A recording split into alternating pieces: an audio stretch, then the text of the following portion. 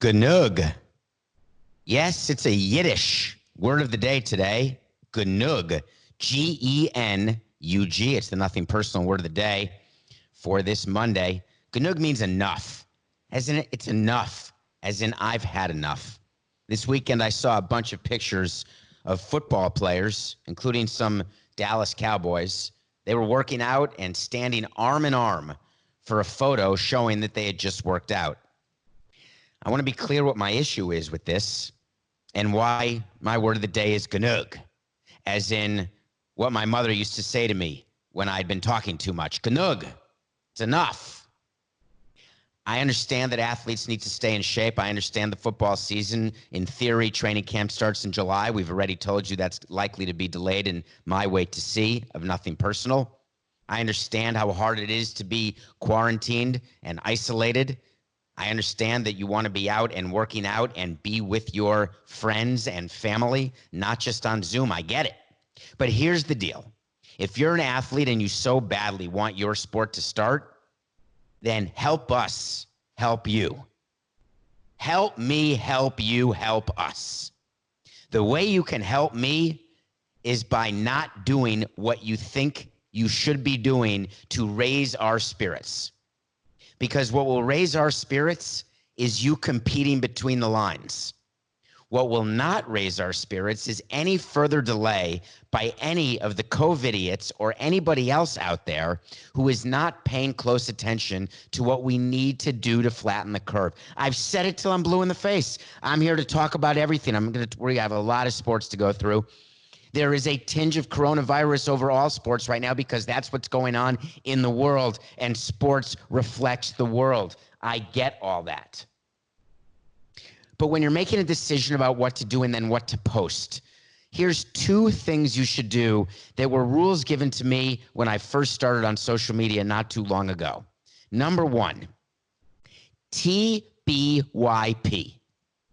TBYP. It's not WWDD. It's TBYP. Think before you post. Think before your post is a very important thing because you have to understand how are people going to react, because you as an athlete, we're looking at you. Even if you are not an athlete, even if you have 100 followers or 1 million followers or 100 million followers or 10,000 followers, people are looking, things get retweeted. People look at your Instagram, your TikTok videos. Be the leader, set the example. Because when you're out there taking pictures of your workouts and then being together, wouldn't it have been better if you're Dak Prescott, if you are doing a workout, maintaining social distancing, then posting a picture of everyone 6 feet away post-workout? I wouldn't have as big an issue with that. Please. Genug. Bring, bring. Oh, it's time for one of my rings. Hold on, this is it. This is a good part. If you're listening, by the way, we did the bonus pod this weekend. If you haven't downloaded it, it's a mailbag. It's a mailbag pod that was available Saturday. When you went to Apple Podcasts, gave me a 5-star, rated, and then wrote a review and asked a question, I answered it. I couldn't get to all of them, but it was a pretty fun episode, I thought. I'm going to do it again at the end of this month. First Saturday of May will be the April bonus pod. So please ask me some questions. I love answering. And thanks for rating, reviewing, downloading. And of course, as Debo would say, tell a friend. Okay. Something happened over the weekend that was well worth discussing here on Nothing Personal. And any good segment on Nothing Personal starts with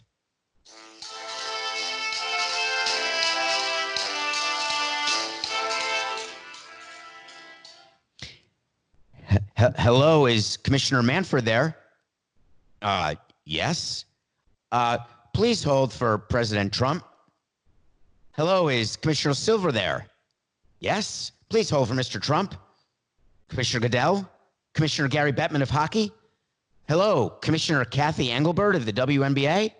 Hello, Jay Monahan of the PGA. Could you please hold for the President of the United States of America? Hey, Bill France of NASCAR. Hold, please. We've got the president. Don Garber? Yes, Don Garber. You were invited. Of course you were. Major League Soccer has a team in Miami. Hold, please, for the president. Dana, you want to be on the call? Hold on, I've got the president for you first, Dana. Hey, Dana. Yes, Mr. President. Dana, I'm doing a call of all the sports, all the commissioners. I think you should be on. You've been so good to me, and you've been putting on these events, and you want to be on the call? Yes, but no way can Vince McMahon be on this call. All right, Dana, hold on 1 second. Hey, should we have Vince on the call? What do? We got to have Vince on the call. He's the WWE. They're doing an event. It's an unbelievable thing. It's going to be this weekend. It's huge. There won't be 6 feet, but Gronk is going to be there. All right. Hold, please. Hold. Dana, I got no choice. He's doing an event. Don't worry. I won't let him talk. Okay. All right. Hello, Vince McMahon? Yes. Please hold for President Trump. Okay. Hello, this is President Trump. I've now got you all. These are all the commissioners of all the sports, and, of course, Vince McMahon. I want to start this call off by saying thank you, Vince. No, Dana, it's not private, the Zoom chat. No, if we're recording the call, you can see the private chats on Zoom. I know you didn't say everyone. It was just to me, but everyone's going to see it. Yes, I'm going to see it. Yeah, he can't talk. I want to thank you again very much, Vince. I really do appreciate it. And all of the commissioners, listen, I know we are having a tough time. Everybody here. But let me tell you, the market is going up. Things are looking positive. We're flattening out that curve. We're taking malaria medicine. But tell me right now, what are we doing about the seasonal workers? You start, Commissioner Manford. Well, President, we have $30 million we've set aside, $1 million per team, plus the union, we did $1 million, but teams are doing more. The San Francisco Giants did $1.5 million. We've got players. Justin Verlander did his entire paycheck. Oh, yes, I saw that. He was with that model. No, not the COVID model. He was, yes. Of course I know models. That was Kate Upton. No, yes.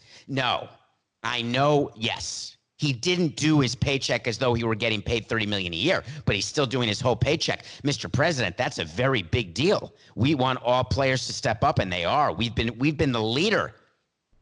Gary, what do you have to say? Well, President Trump, I must tell you that from a hockey standpoint, our whole revenue is based on the postseason. So if we have to go to North Dakota, we're going to go to North Dakota. But rest assured, we've got to have a postseason. Thank you, Gary. That's all. Adam, tell me about the NBA. How's LeBron? Good? Yeah, what about, did anyone fire Daryl Morey yet? You didn't? All right, I'm sure it'll happen because the Rockets, I was watching the game the other day, and that guy Harden, he's got a beard like Samson. Yeah, no, I understand. Mr. President, the NBA has tried everything. We're looking at every possible thing. We're trying to be the leader. We want to lead sports back into the fold. No, Adam, it's Rob. We want to lead. Hey, guys, we're going to be playing golf like in June. We're leading. Jay, is that you? Yeah, listen, we have a whole plan for golf. We're rescheduling every tournament. You know, it's Masters Week coming up. Yeah, Augusta. Yes, I know you've never played there, Mr. Goldberg, but all I'm saying to you is that we want to postpone the Masters. We're not canceling. We think the best time to do it is November 9th to the 15th for the Masters, we think. Well, yeah, Roger, are you there? Yes, Mr. President. Roger, what do you think about November 15th Masters? Well, I'm telling you, we're going to be playing football on that Sunday. So all I can say is, Jay, that if you're going to do the final round of the Masters on a football Sunday, you best beware. As a matter of fact, I'd like all commissioners on this call, Vince, I'm not talking to you. I'd like all by the way, yes, Vince, what about the XFL? Moving on. I want everybody to understand that we're not going to have any sports on Sunday, November 15th, other than football. But Roger, this is Gary. You know, we can make ice in the winter. Roger, from my standpoint, we have neutral sites. Yes, it's Rob. Yeah, we can go to Miami. Yes, that is social distancing. We will continue social distancing if we play the postseason in Miami. It'll be brilliant. Okay. But just understand one thing, Jay, if you want to do the final round of the Masters on November 15th, you better tee off like when the sun rises, because I'm not calling up people at CBS and telling them that they've got to cut football to do Masters. They want both. Do the Masters in the morning, then do NFL, then we'll do a doubleheader NFL, and we'll end by pushing it over to do a doubleheader of NBA playoffs, NHL playoffs, and then MLB. You've got lights. There's a roof in Miami. We're going to ask you for a 2 a.m. first pitch. That'll be a hell of a November. Anyone else? What else is going on? Listen, I just want to say again to all of the commissioners on this call, I want business back as quickly as can be. I think it can definitely happen by Easter. I mean, by April 3rd. I think by Memorial Day, July 4th is my final offer. I think we're good. Tell me, what are we doing about seasonal workers? Do you need any tax credits? I'm giving out tax credits. Anybody have any? What are you doing about scheduling? Let's talk to you first, Adam, in the NBA. You guys have been great. What's your view exactly of your calendar? What do you think? Any more regular season games? No, I don't. I agree. I think you should go right to the playoffs. But what we need in our country right now is every team to make the playoffs. So if everyone could look at a possibility of a schedule where every team is in a playoffs, we can make it like March Madness, except it'll be July Madness, September Madness. And Dr. Fauci, I'm with the commissioners and Vince. 1 second. I believe that we can do a total March Madness. It would be amazing in September. All right. One more question. Just one more. What exactly are you doing about the seasonal workers?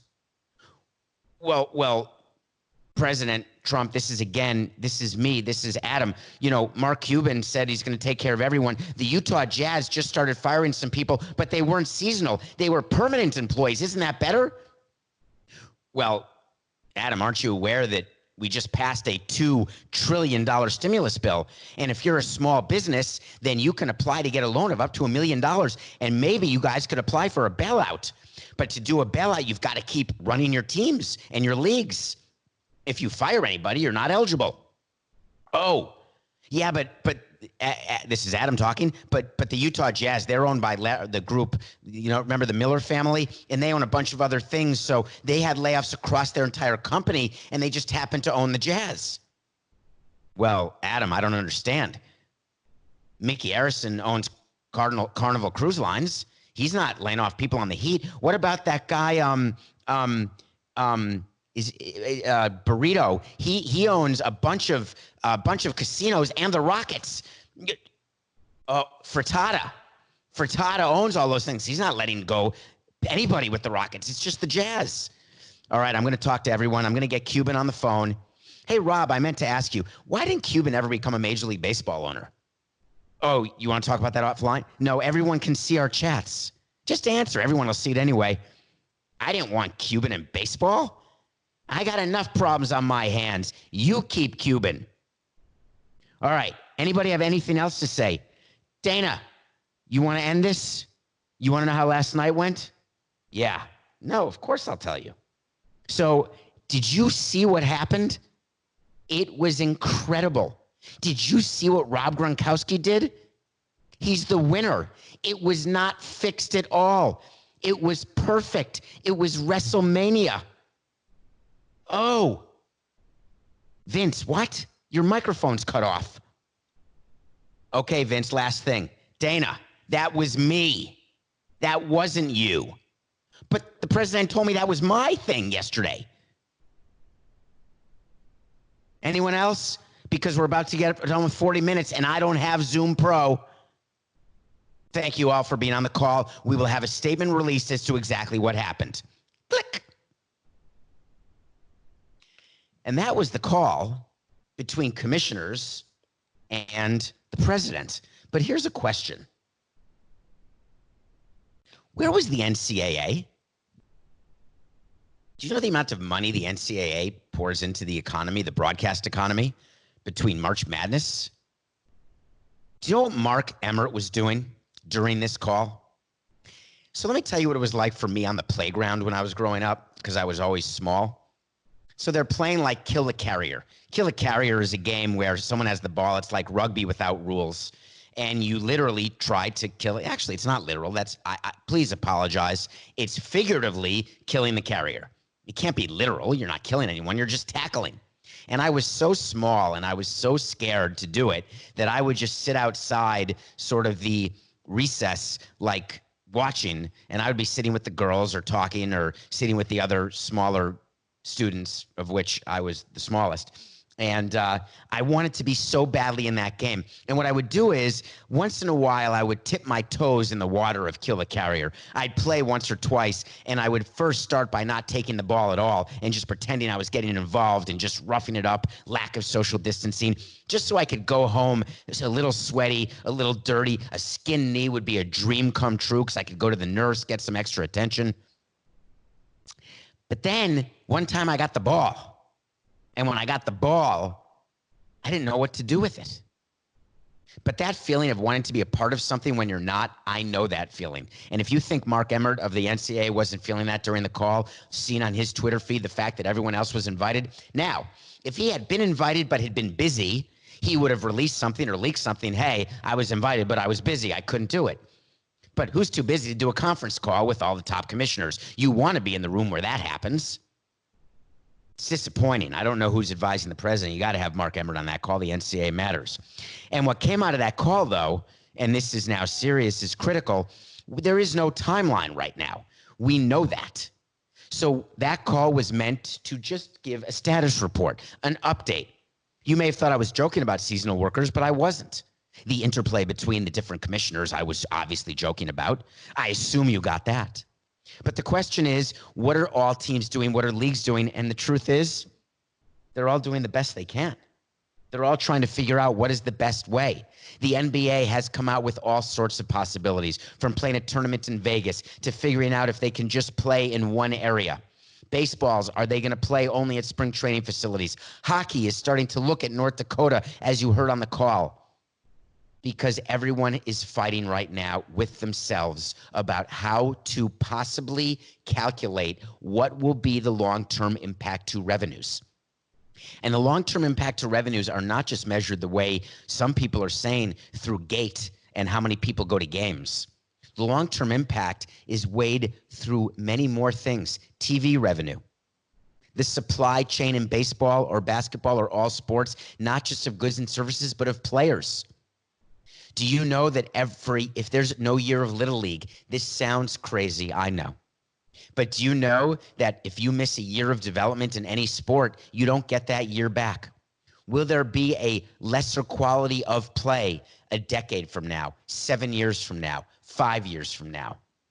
What will happen to the careers of people like a LeBron James who could lose a chance to win a title? We've talked a little bit about legacy on this show. We've talked a little about what it would mean to have a season canceled in these really unprecedented times.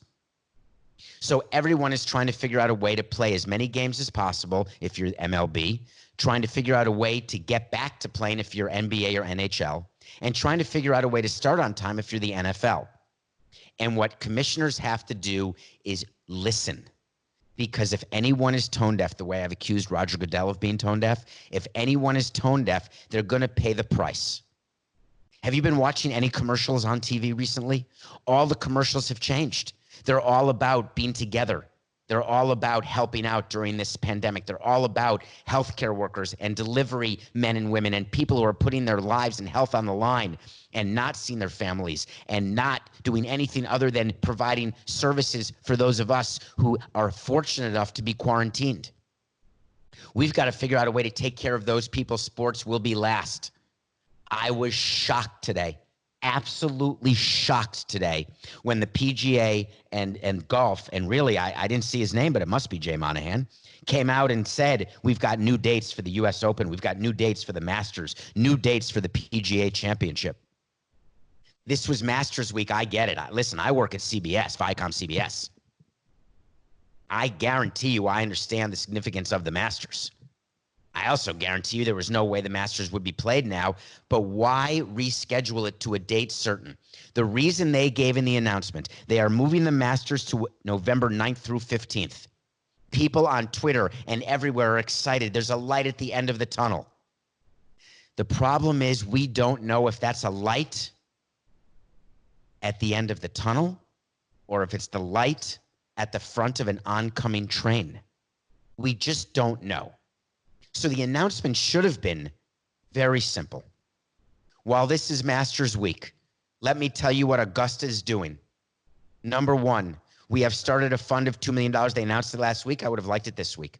I'm glad they did it. Unbelievably generous. We've announced a fund where we're going to take care of the people whose jobs and livelihoods depend on the tournament going on. Then we are going to do everything in our power to be ready so that when we can return to playing golf and delivering the sport that you love in a safe manner, that we can do it, and we're going to try to do it in 2020. I absolutely recognize that the British Open, it's just called the Open, I think. You're supposed to call it something. I think the Open Championship, just the Open. Coca, what are people supposed to call the British Open? Can't hear him. This is what he does when he gets quiet, right? When he doesn't know. And then he types in big letters, the Open. So the Open was not postponed. It was canceled. So I understand Augusta should go on to say that we're going to do everything in our power not to cancel, but only to postpone. We are looking at dates now. We're working with all the stakeholders, and we will have an announcement as soon as we can. The PGA Championship could have done the same exact thing, but they went even a step further, a step that is so shocking to me and disappointing because it gives people false hope. I want people to be focused on real hope, and the real hope comes with doing what we have to do to get this pandemic over with. But the PGA Championship schedule for San Francisco, California, has been moved to August 6th through 9th? August 6th through 9th. You're sure that in San Francisco that we're going to have the ability to test everyone, players, caddies? What about broadcasters? We've talked about what it means to put on a sport with no fans. You can say we're going to have golf with no gallery. Does that mean no security? Does that mean players don't walk together? Does that mean there's always 6-foot social distancing? Are we sure social distancing will be done by August? Are we sure that it'll be okay to, do you know what it takes to televise a golf tournament? How about, do you know those pictures you get of the golf ball traveling? Those come from TV towers that get built. They don't sit there the whole time. They get built by men. Construction is being stopped all over the country right now. Do you think when construction starts that the first thing we need to start constructing is TV towers? I recognize the importance of sports. Of course I do. But we've got to make sure that we open in an organized fashion when business opens again. Sports needs to work with other businesses to figure out the best way to unveil normalcy again, to figure out what that new normalcy will be, because that is selfish of me to say because it's business. That will help the value of my team. If I'm the president or owner of a team, the last thing I want to do is offend anybody. If I'm running a PGA tournament, I don't want to make one mistake. I want to do it in an organized fashion. And there's a way to do it, but it's not today. We don't know.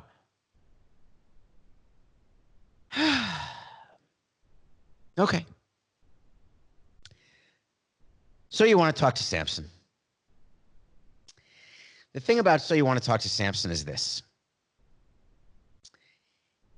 It's a segment I do, and I try to answer sports questions. I try to answer any questions that anybody wants. All you do is follow me on Twitter at David P. Samson. And then what you can do is go into my DMs and ask a question. I appreciate all the questions. There have been a lot, and I get to as many as I can. I respond to as many as I can. Please don't be offended. But I got one over the weekend, I believe. And it was not really sports related, but I found it to be so interesting, and I think it's so helpful to talk about. One of the questions that I get asked a lot in speeches I give or meetings I have with people is they ask me about interviews and how to interview, and I did a segment on that, how to do an interview on a previous Nothing Personal. I did a segment on questions that can be asked of you and what you can ask. But I did leave one out. And here was the question that is now asked of me today on So You Want to Talk to Samson. You have spoken about what not to do or say in an interview, but something I personally have struggled answering in interviews is not, quote, where do you see yourself in 5 years, close quote, but, quote, what are you looking for in compensation? Question mark. I just want to know the best way to answer that question, and then I'll stick with that one answer and have confidence in it. Well, thank you. That's absolutely a great question. What do you do when you're interviewing and your interviewer says to you the following? Here's the role play. I will be the interviewer and the interviewee. I will be asking the question of myself. When I ask the question, I'm going to do it with great gravitas, like somebody interviewing who's been there for 15 years. When I answer, I'm going to be just sort of a younger guy. I really don't have great answers because I don't have a ton of great experience. I'm also going to answer as though I'm a mid-level executive with a middle amount of experience. And then I'm going to answer as though I'm a veteran who's looking for a new opportunity, who's at the top of his profession. So here we go. So, Mr. Samson, see, I messed up the role. Cut. Take two. So, Mr. Samson, tell me, in this job, what are you looking for in compensation?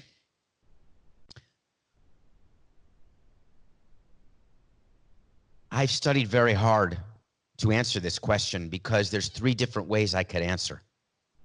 If I tell you a number that's lower than what you have in mind, then you're going to go ahead and think that that's what I think I'm worth, and you're going to think that you're getting a bargain to pay less than you've budgeted for this job. If I tell you exactly what you're willing to pay me, then I know very well that'll be my salary, and frankly, I believe I deserve more.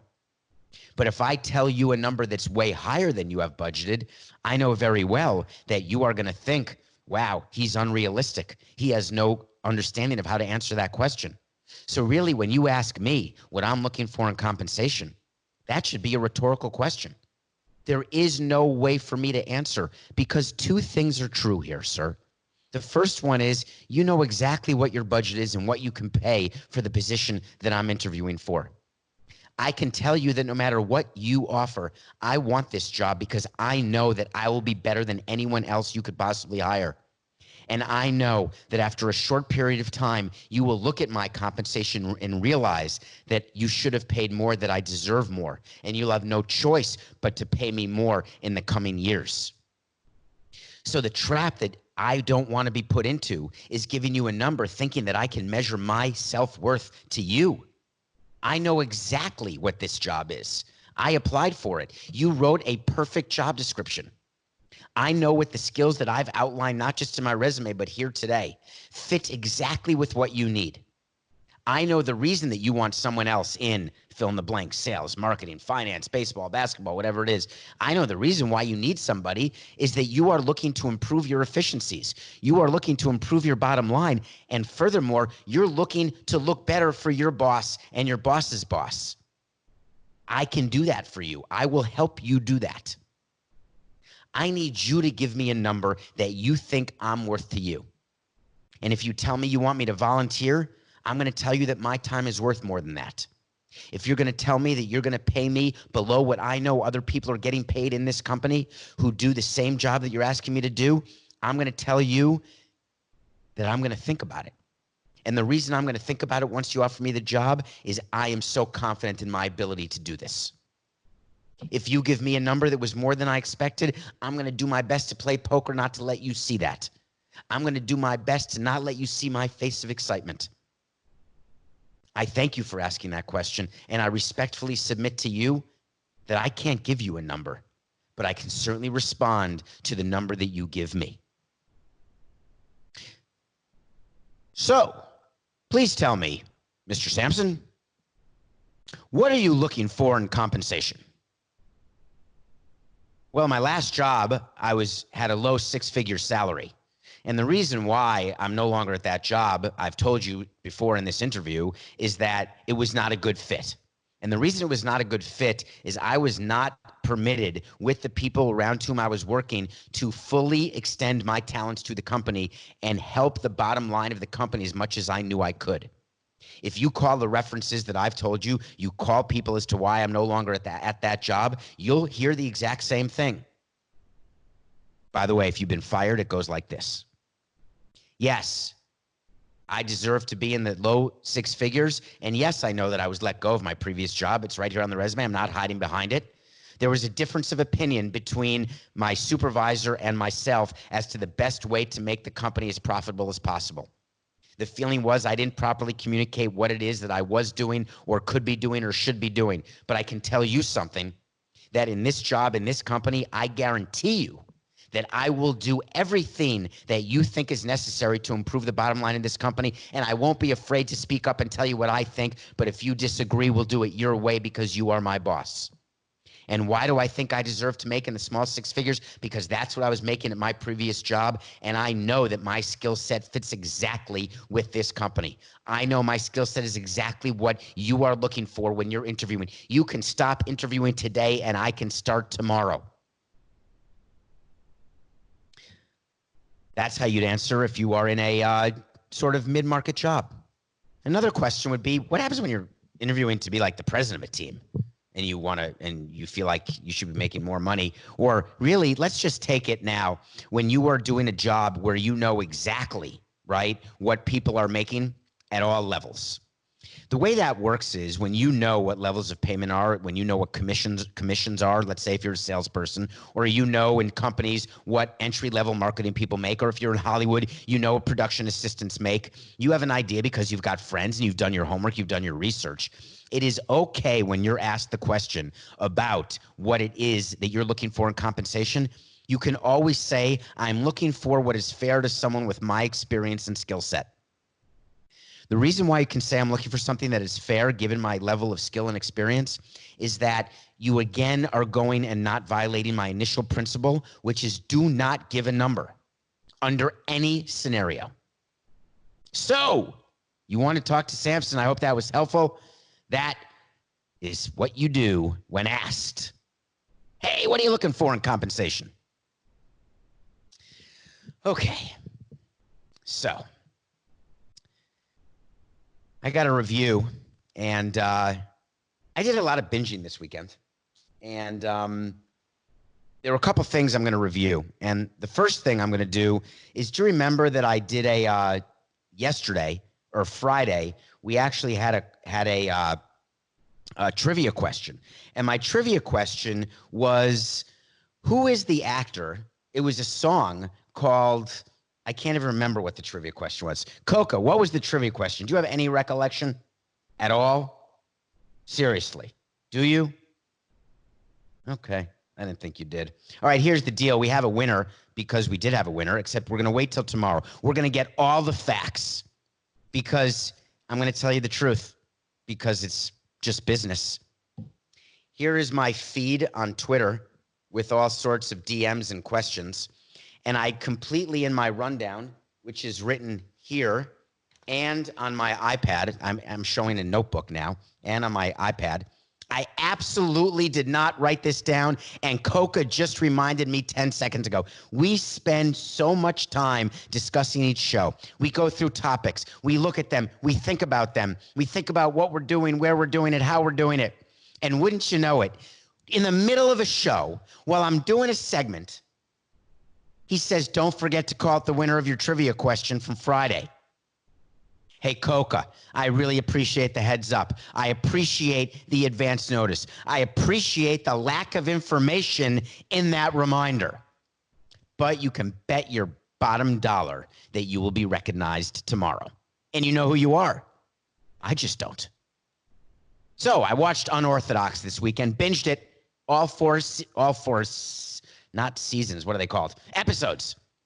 Unorthodox is a trending limited edition series on Netflix. It is about a woman. It's a true story about a woman who is in a Hasidic community. That's an ultra-Orthodox Jewish community with the hats and the long black coats, the women who wear wigs and cover their knees. I'm a conservative Jewish person. There's Reformed, conservative, modern Orthodox, ultra-Orthodox, Hasidic. But this is not a story necessarily about Judaism. This is a story that is loosely based on a woman named Deborah Feldman. Deborah Feldman wrote a book called Unorthodox, the scandalous rejection of my Hasidic roots. Love you, Coca. And what's interesting about the book and the movie is this. You don't have to be Jewish to watch it. Now, it's in Yiddish, and I speak Yiddish. Did you get my word of the day? Genug, that's Yiddish. When I use a ton of words, I say every Mutton Gedonishtik, right? There's a lot of Yiddish that I speak. By the way, there's nothing better than having your African-American president of baseball operations speak Yiddish. Mike Hill, a shout out, because he learned so much Yiddish in the 14 years. It's been 17 years in the 14 years we worked together, right? Yiddish, it's great. The words are used. So this movie has a lot of subtitles. There is some English, but it's the story about what a woman does when she feels so oppressed and so trapped. What do? How do you get out? They make it seem like a cult, which it's not. They make it seem like Goodfellas, which it can be. They make it seem like there's no way out. But there is, but it takes courage. The lesson is that if you're unhappy or you feel oppressed and you feel like there's no way out, this woman, Deborah Feldman, went to a foreign country with nothing. She used people to help her escape. The irony is she had a goy help her escape. The irony is that she went to Berlin. The most interesting part of this 4-part series, the most interesting scenes in this 4-part series of Unorthodox is when she's in Berlin and there's a discussion about what Berlin is. It's the place where 1 million Jews died as part of the 6 million Jews who died in the Holocaust during World War II. And she's finding life in a place where so many people found death. She's finding rebirth in a place where so many people could no longer exist. It was perfectly acted. It is slow when it needs to be slow. It is mind-numbing to your senses when it needs to shake you into what's going on. It's an example of what it is to learn about people who aren't like yourself and to feel as though, wow, they've got the same problems I do, the same issues. They need the same solutions. Unorthodox is extremely worth your time. It's on Netflix. Okay. MLBeard Challenge, day 22. I'm getting a light. So a shout out to Will Manso, who is a very accomplished Emmy Award-winning member of the media here in Miami. You may know, ran a marathon with him, his first ever marathon. He never said he could do it. He did it. We ran it in Montreal. He is now reporting and doing everything from home, much like I am with this makeshift studio. By the way, you guys, if you can see, you can see this on YouTube on the CBS channel. You can subscribe. You may be doing that. Or if you're listening on Apple, thank you, or anywhere you're listening. But it's also, there is a video part of this. And I'm sitting in a glove chair. It's not a love chair. It's like a glove chair, like a real glove. So, but it's a little dark. So Will Manso posted on Twitter that he just bought a light. And I thought, wow, how amazingly smart to get a light. But I figured, wow, it's so hugely expensive. I went on Amazon, $40, hopefully by the end of this week, because obviously Amazon is delivering necessary items. And while I'd like to think that you all like my beard, I can't say that it is necessary for you to be able to view me in complete light, either here on CBS Sports HQ. However, hopefully by the end of this week, I will have some sort of contraption that I will have no chance of putting together at all. If there's any assembly required, I don't have tools. If there's any assembly required, I have no way of knowing how to do it. So therefore, I'm going to try. I have no idea what I was telling you about, Will Manso, except I wanted you to see my beard. That's why. Landed it, Coca. The beard is growing. It's not that itchy. Day 22 of the Beard Challenge, in case you've forgotten. The Beard Challenge is where we're giving $1,000 a day for the first 30 days of no baseball to every team's foundation. $1,000 every major league team for them to use when they have their next conference call with the president as an extra $1,000 they're doing and using to help with seasonal workers or anyone who has been hurt or impacted by coronavirus COVID-19. Why am I doing it through team foundations? Because you should too. If you go online, go to their team website, each team website, you can donate to the team foundation, and it works. So my three teams are the Phillies, Pirates, and Cardinals. Saturday, Sunday, Monday. Saturday was the Pirates. Pirates are a team, man. They get criticized so much. They get criticized for their payroll as much as we did in Florida. The owner, Bob Nutting, gets criticized as much as we did in Florida. I've known Bob Nutting. He's a good guy. He wants to win. That is for sure. He has the single most beautiful ballpark in baseball. The first time I was lucky enough to see PNC is when I was first got into baseball, when it first opened, and we went to tour ballparks on the hopes of building one day somewhere. And what struck me was how beautiful Pittsburgh is as a city. And I remember the first time I walked in, and I walked along the outfield, and I walked to see the bridge to get into the ballpark and the ballpark area. It occurred to me what sports means to a community and what sports can mean to a city. If you have not made it to Pittsburgh, you should try. An amazing city, an amazing ballpark, and give your team a chance. You've had some good memories. Sid Bream. Philadelphia Phillies. I got a Philadelphia story that I got to tell you. I could talk about the team all day. They have a team that, you know my view of Bryce Harper. They got 12 more years, maybe only 11 to win with him. They've got the best catcher in baseball. They signed McCutchen to a bad contract, Arrieta to a bad contract. I don't think they have a chance to win, but in a shortened season, they may. But my story, the Phillies, is about people in Philadelphia, and I want to do a shout-out to my former director of team travel. His name is Manny Colon. You have no idea how hard it is to be a traveling secretary in baseball. No idea. Literally impossible. I've spoken on Nothing Personal about some of the jobs that the traveling secretary has to do. So I was at a game in Philadelphia in the elevator going up to where I was going to watch the game, and I was with a child of mine, and Manny Colon was in the elevator, and someone walks in the elevator and does not recognize me, and it starts talking in a crowded elevator because it was the Phillies playing the Marlins, and starts talking very loudly about his abject hatred of the president of the Marlins, who was me. By the way, I didn't know this guy. It wasn't even a relative. I had no idea who it was. That president of the Marlins, I think his name is like Samson. He is the worst. Can you believe the way he screwed up that team? And this was after the World Series, by the way. Can you believe the way he screwed up that team? This guy is an absolute nothing. Loser. He was going crazy. Meanwhile, I'm standing there totally calm because my child is looking at me. Everything's totally fine. Manny Colon, the guy gets off the elevator. As he's getting off, I extend my hand to shake the hand, pre-social distancing. And I said, excuse me, I wanted to introduce myself. I'm David Samson. And the elevator closed. Manny Colon laughed and then stopped laughing and looked at my child and said, just so you know, your dad is not like that at all. I've never forgotten what Manny said. I've never forgotten what that guy in Philadelphia said. And it's not that I was bothered by what he said. And it was an okay lesson. It's okay for my kid or kids or child or children to hear that.